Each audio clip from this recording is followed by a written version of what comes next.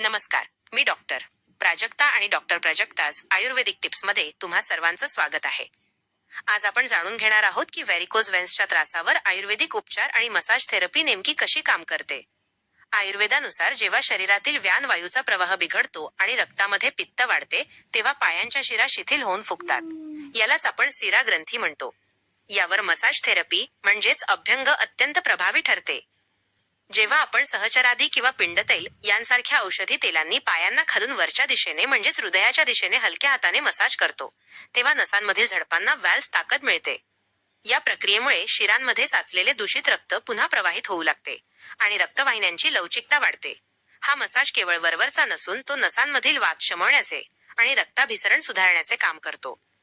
यासोबतच रक्तमोक्षण किंवा लीच थेरपीद्वारे साचलेले खराब रक्त बाहेर काढले जाते, ज्यामुळे पायांचा जडपणा आणि सूज त्वरित कमी होते. काथ, मंजिष्ठा आणि गुग्गुळ यांसारखी अंतर्गत औषधे नसांच्या भिंतींना आतून बळकटी देतात, जेणेकरून भविष्यातील शस्त्रक्रियेची गरज टाळता येते. डिस्क्लेमर: ही माहिती केवळ शैक्षणिक हेतूने दिलेली आहे. व्हेरिकोज व्हेन्सची तीव्रता प्रत्येकासाठी वेगळी असू शकते, त्यामुळे कोणताही उपचार सुरू करण्यापूर्वी तज्ज्ञ आयुर्वेदिक वैद्यांचा प्रत्यक्ष सल्ला नक्की घ्यावा. आरोग्याशी संबंधित अशाच शास्त्रीय माहितीसाठी डॉक्टर प्राजक्तास आयुर्वेदिक टिप्स या चॅनलला फॉलो आणि सबस्क्राईब नक्की करा. धन्यवाद.